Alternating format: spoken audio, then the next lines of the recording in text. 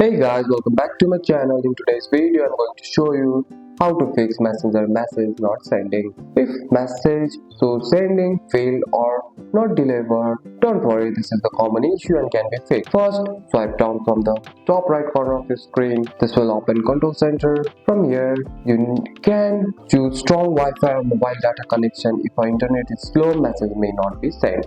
After that, you can also restart your phone. A simple step can fix many small problems. Now go to the App Store.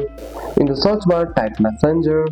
Tap on Update if available. An outdated version of app can cause sending issue. If message still won't send, clear message gap. But if you are iPhone user, you need to delete and reinstall Messenger. Press and hold the Messenger app. Tap on delete and reinstall it from App Store. Also make sure Messenger is allowed to use data.